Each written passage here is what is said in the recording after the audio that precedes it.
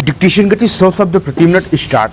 अध्यक्ष महोदय, मैं आपसे अर्ज करना चाहता हूं कि सार्वजनिक क्षेत्र में, सरकारी क्षेत्र में रेलवे सबसे बड़ा उद्योग है और उसका असर दूसरे उद्योगों पर पड़ता है। यदि रेलवे विभाग अपना काम अच्छे ढंग से, सही ढंग से नहीं करेगा तो दूसरे जो सार्वजनिक क्षेत्र में उद्योग हैं उनके बारे में हम कैसे उम्मीद कर सकते हैं कि वे अच्छे ढंग से अपना काम चलाएंगे। इस रेल विभाग में लगभग 15 लाख मजदूर काम करते हैं, लेकिन मुझे इस बात का दुख है कि जो 15 लाख मजदूर रेलों में काम करते हैं, सरकारी नौकर होने के नाते राजनीतिक अधिकारों से उनको अलग रखा गया है। आप जानते हैं कि रेलें जो चलाई जाती हैं और वह औद्योगिक दृष्टि से चलाई जाती हैं, और अगर दूसरे उद्योगों में काम करने वाले नौकरों और मजदूरों को राजनैतिक दलों का सदस्य बनने का अधिकार दिया जाता है तो कोई वजह नहीं है कि जो औद्योगिक और व्यापारिक उसूलों पर रेल विभाग चलता है उसके कर्मचारियों को भी राजनैतिक दलों का सदस्य बनने का अधिकार क्यों ना दिया जाए। एक और अर्ज करना चाहता हूं, मजदूरों के संबंध में सरकार के जो कानून हैं उनको लागू करने के लिए रेलवे मंत्रालय तैयार नहीं है। उद्योगों में शांति रखने के लिए एक नीति बनाई गई है।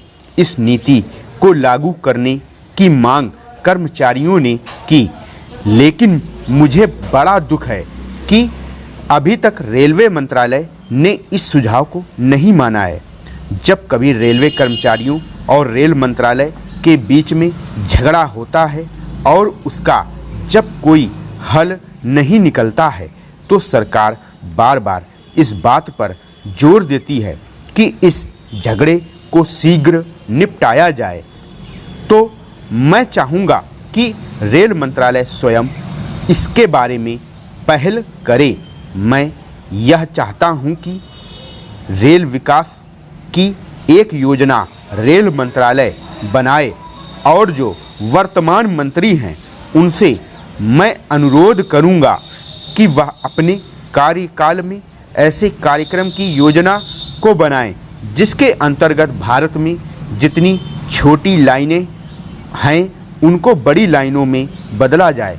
साथ ही साथ आज जो रेलों की कुशलता है, रेलों के जो कारखाने हैं और उनकी उत्पादन की जो क्षमता है, उसके उत्पादन को बढ़ाने के लिए और उसकी कुशलता को बढ़ाने के लिए कोई ठोस कदम आज उठाया जाए।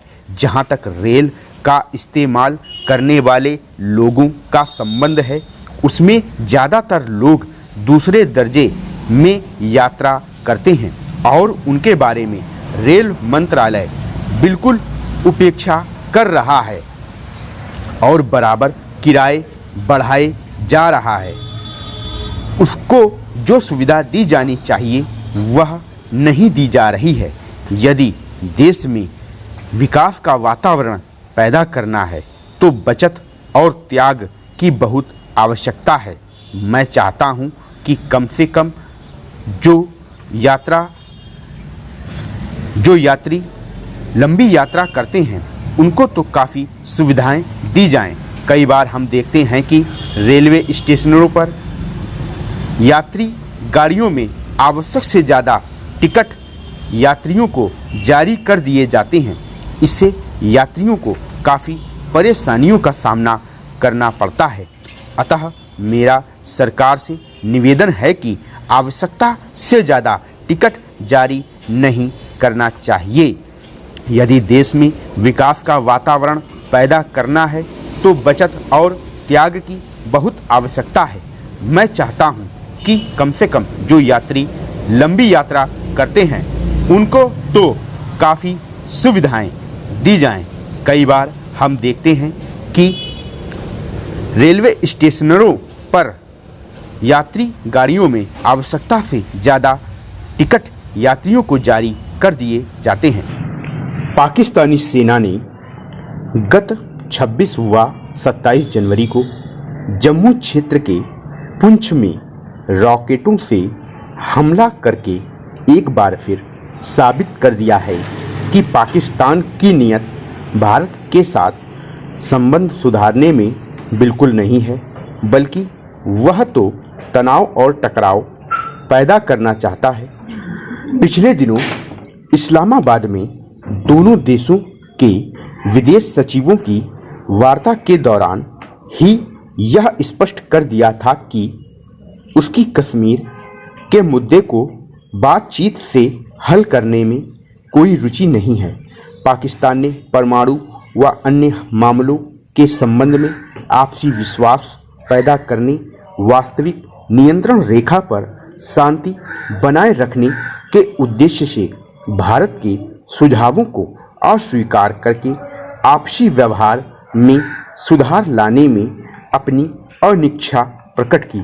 सबसे खेदजनक बात यह है कि पाकिस्तान की सरकार आतंककारियों की हिंसक कार्रवाइयों को रोकने के बजाय प्रत्यक्ष रूप से उनको सहयोग दे रही है। उग्रवादियों की गतिविधियों में पिछले दिनों जबरदस्त तेजी आई है, जो चिंताजनक है। भारत को पाकिस्तान के साथ अपने संबंधों के बारे में नए सिरे से विचार करना होगा। यह भी संभव है कि अमेरिकी रवैये से पाकिस्तान को भारत के आंतरिक मामलों में दखल अंदाजी करने को प्रोत्साहन मिला हो। उत्तर कश्मीर के एक कस्बे में गत गुरुवार को आतंककारियों की गतिविधियां इस बात का प्रमाण हैं। कश्मीरी जनता के साथ प्रतिबद्धता प्रदर्शित करने के लिए आगामी 5 फरवरी को पाकिस्तान में राष्ट्रव्यापी हड़ताल का आह्वान और पाकिस्तान की प्रधानमंत्री बेनजीर भुट्टो द्वारा इस हड़ताल का समर्थन करने की घोषणा इस बात को स्पष्ट करती है कि भारत ने आतंकवाद और अलगाववाद के आंदोलन को पाकिस्तान बढ़ावा दे रहा है। बेनजीर भुट्टो ने दोनों देशों के बीच बातचीत को निरर्थक बताया है और कहा है कि वे इस बातचीत के आधार पर कश्मीरियों को गलत संकेत देना नहीं चाहती। कश्मीर को भारत से अलग करने की नीयत से जो भी अमैत्रीपूर्ण व्यवहार पाकिस्तान कर रहा है, वह कोई भी सार्वभौम देश कब तक सहन करता जाएगा। कश्मीर में मानवाधिकारों के उल्लंघन का मामला उठाने के पीछे भी पाकिस्तान की यही नीयत है कि दोनों देशों के बीच तनाव बढ़े और टकराव का वातावरण पैदा हो। पाकिस्तान के नकारात्मक रवैये से अब यह स्पष्ट होने लगा है कि भारत ने दोनों देशों के संबंधों में सुधार लाने के लिए जो पहल की है, यह सब निरर्थक है। किसी भी पड़ोसी देश के आंतरिक मामलों में दखलंदाजी और उसके किसी क्षेत्र में अलगाववादी शक्तियों को प्रोत्साहन देने के क्या परिणाम होंगे, इसकी उसे चिंता नहीं है। कुछ दिनों पूर्व पाकिस्तान के विदेश मंत्री ने भारत को परमाणु युद्ध तक की धमकी दी थी।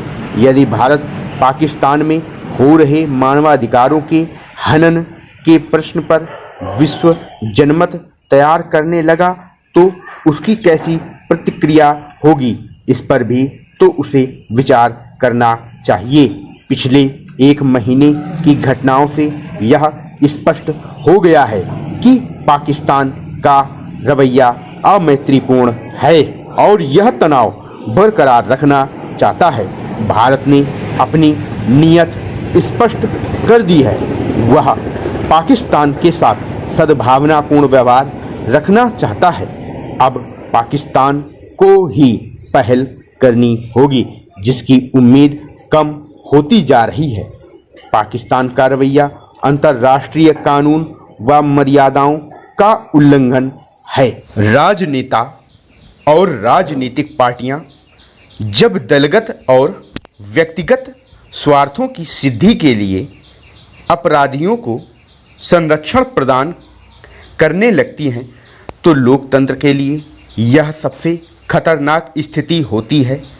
हमारे देश में राजनीति के अपराधीकरण पर गत कई वर्षों से चिंता व्यक्त की जाती रही है, लेकिन हालत में कोई सुधार होता नज़र नहीं आ रहा है।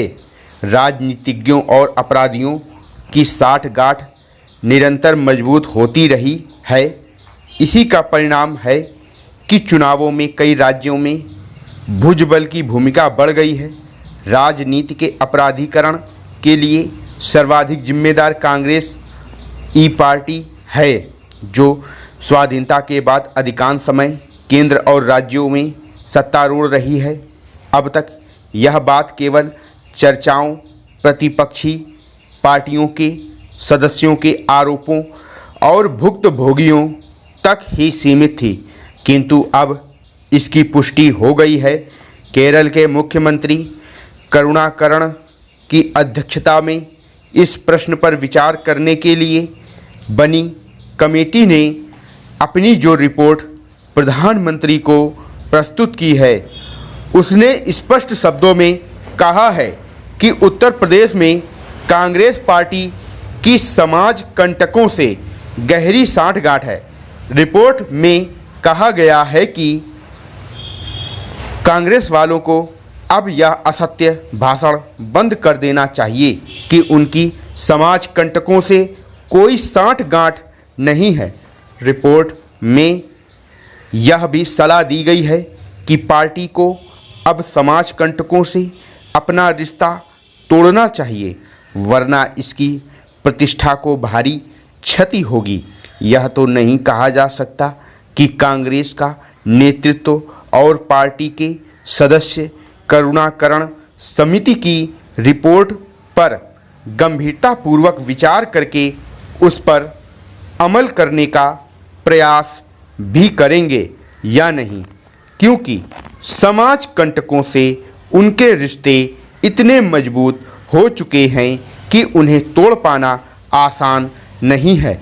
ऐसा नहीं है कि नेतृत्व इस बात से अनभिज्ञ हो, किंतु उसकी भी अपनी विशेषताएं हैं। सत्ता सिंहासन पर पहुंचने के लिए समाज कंटकों का सहयोग पार्टी के वरिष्ठ नेताओं तक को भी आवश्यक लगने लगा है और उनके साठगांठ उन्हें सुहा गई है।